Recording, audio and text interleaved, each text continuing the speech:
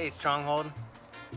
Just checking in here from the beach. Hope that's all right. Welcome to episode 4 of Tuned In. Thanks for joining us this week.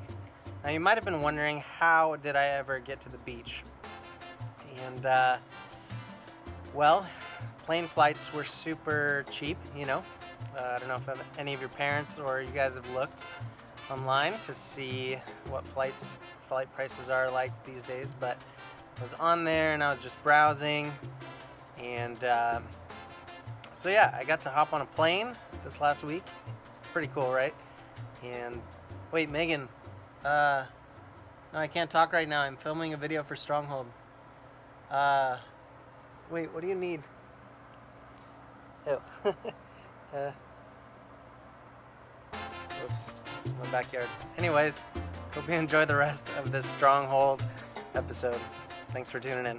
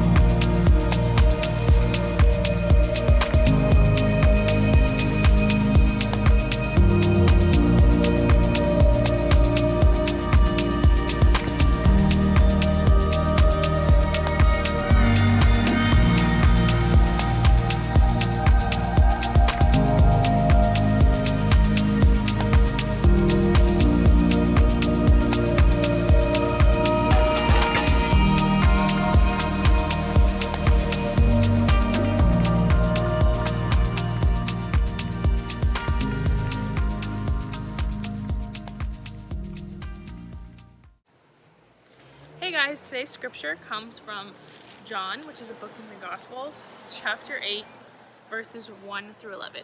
I hope you guys can follow along at home. Jesus went down to the Mount Olives. At dawn he appeared again in the temple courts where all the people gathered around him, and he sat down to teach them. The teachers of the law and the Pharisees brought a woman caught in adultery. They made her stand before the group and said to Jesus, "Teacher, this woman was caught in the act of adultery. And the law of Moses commanded us to stone such a woman. Now, what do you say?" They were using that question as a trap in order to have a basis for accusing him. But Jesus bent down and started to write in the ground with his finger. When they kept questioning him, he straightened up and said to them, "If any one of you is without sin, let him be the first to throw the stone at her." Again, he stooped down and wrote in the ground. At this, those who heard began one at a time, the older ones, until Jesus was the only one left, with the woman still standing there. Jesus straightened up and asked her, "Woman, where are they? Has no one condemned you?" "No one, sir," she said. "Neither I condemn you," Jesus declared. "Now go and leave your life of sin."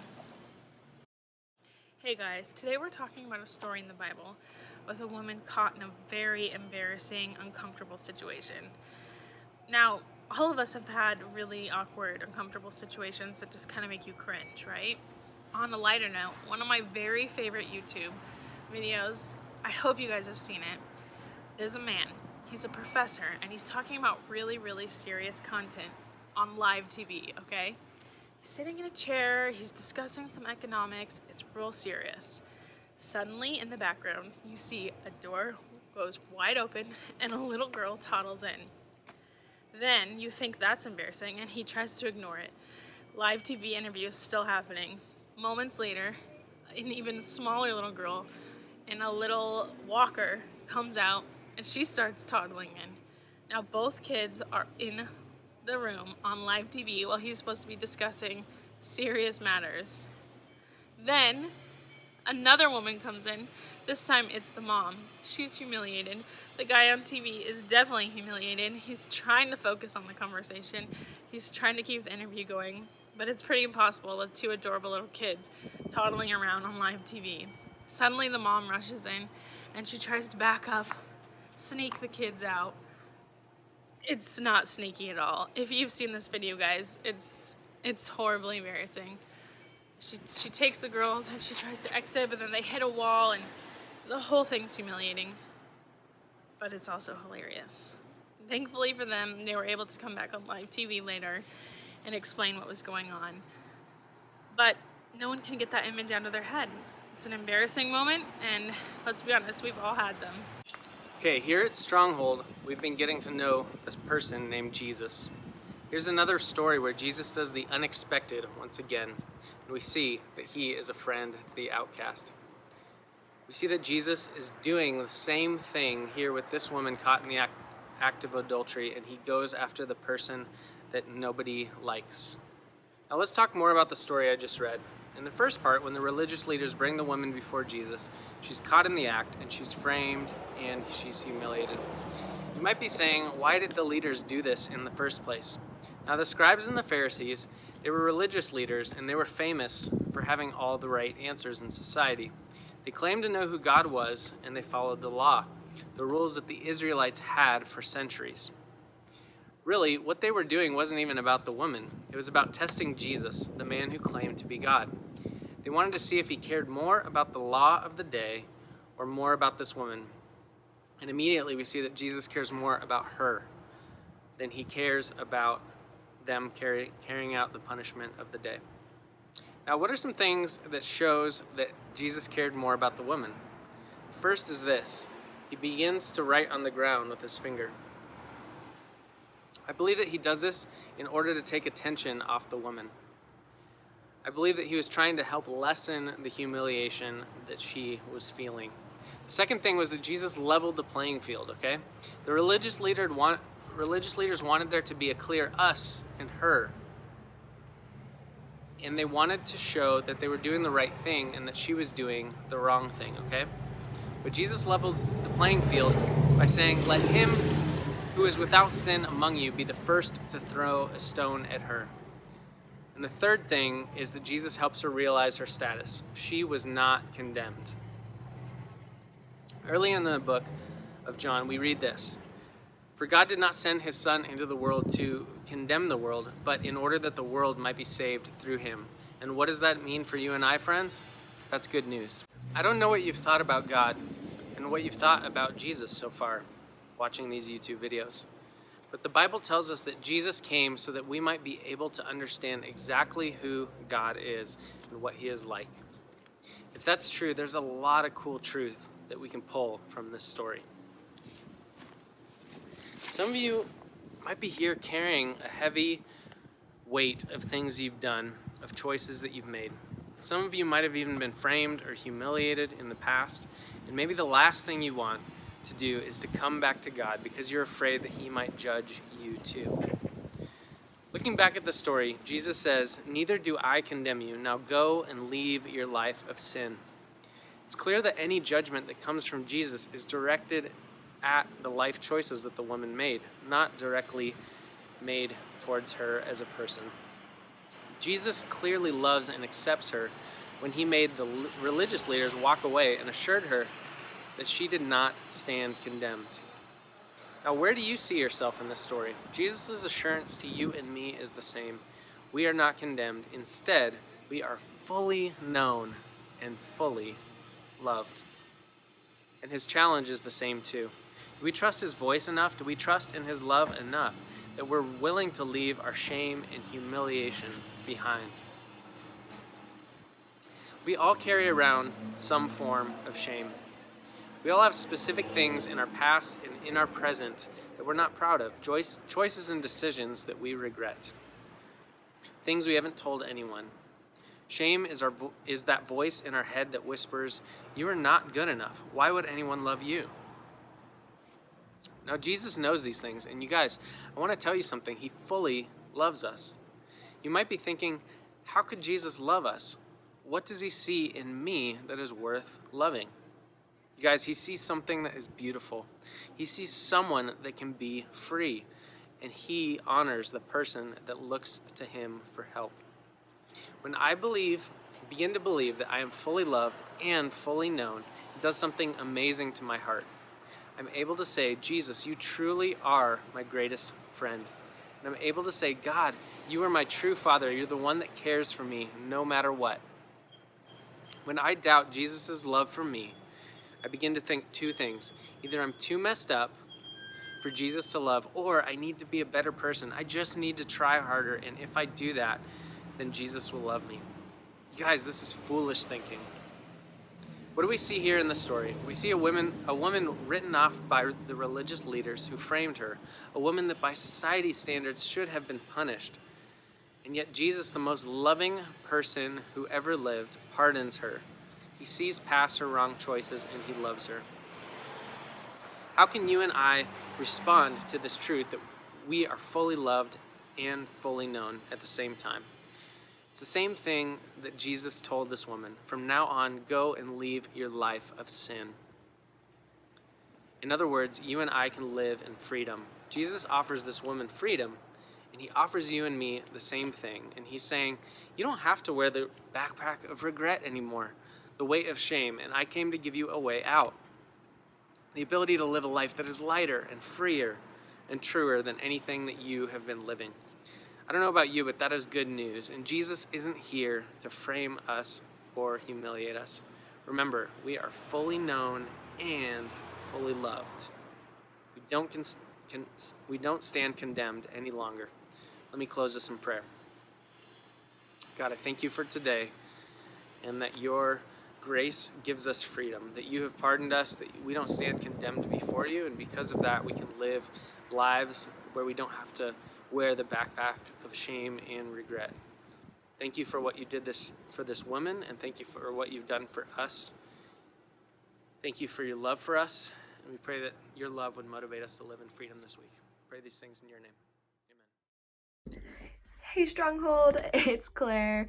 For those of you who don't know me, I'm one of the leaders at Stronghold, and I will be sharing today's devotional, or just words of encouragement that come straight out of the Bible.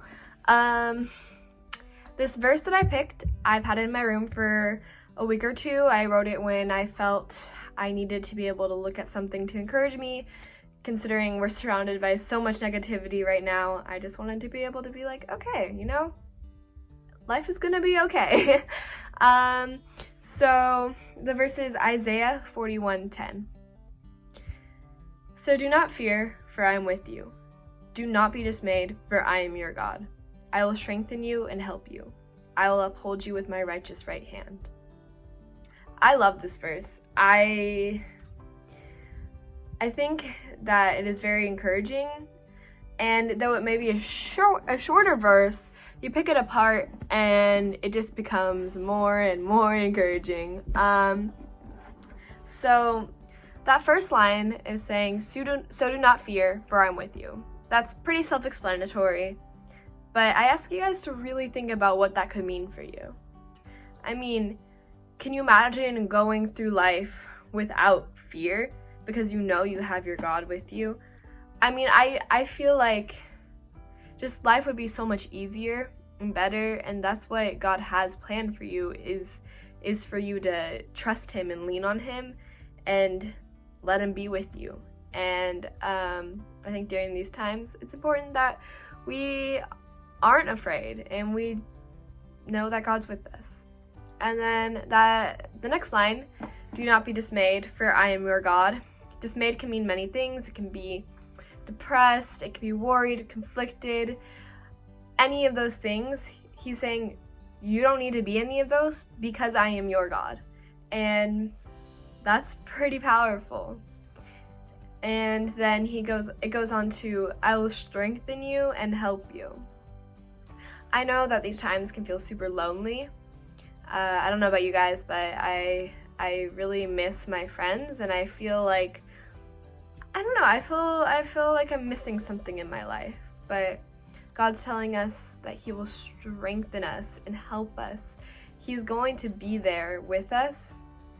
And in a time that is really lonely, I think it's important that we remember that he's there helping us. And then that last line, I will uphold you with my righteous right hand. Not only does God promise to watch over us, he promises to hold us in his hand. We're so important to him that he wants to keep us close and watch over us and be with us and love us. And I think if we can go into these next few weeks and just remember that we don't have to be afraid, we don't have to be sad, we don't have to feel weak or helpless because we know we have a God who loves us, I think that maybe our lives will just be a lot better than the stressed ones that we're living now. So think about this over your next few days, weeks, maybe minutes even if you forget already. But anyways, love you guys. Hopefully we will see all of you soon. Hey Stronghold, I invite you to sing the song, Who You Say I Am, with me. Who am I that the highest king would welcome me? I was lost, but he brought me in. Oh, his love for me.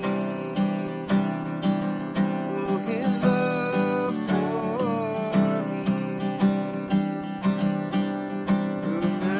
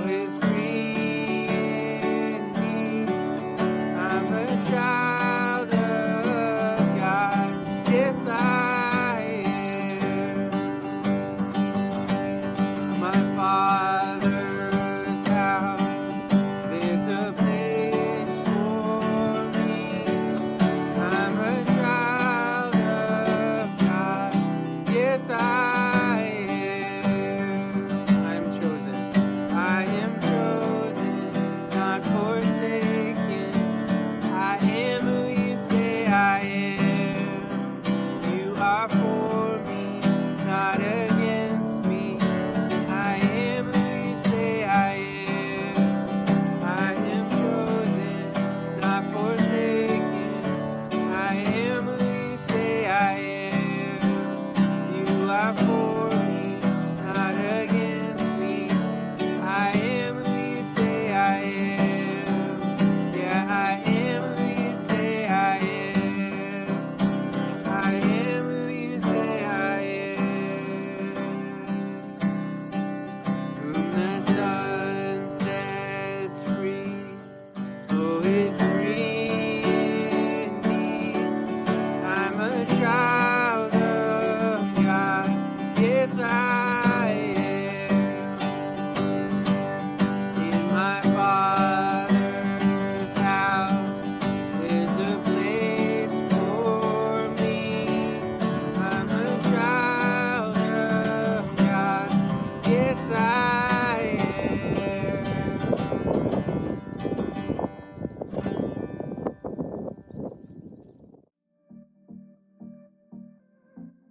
Hey Stronghold, hope you enjoyed tuning in tonight. A couple announcements for you before we sign off.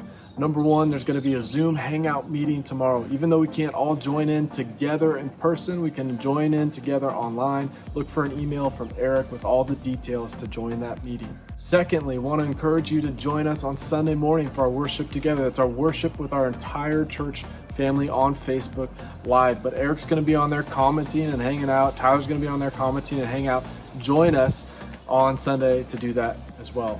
Thirdly, look for the digital resources at the bottom of every email that Eric sends. If you have questions about God or if you have questions about how to read the Bible, look at the bottom of the email. There's going to be different links to videos and articles that are going to help you with some of your questions and help you during this time of shelter in place. Lastly, go ahead and like this video, comment, subscribe to our YouTube channel. If you're watching this on IGTV, do that as well. We love you guys. We miss you guys. We'll see you soon.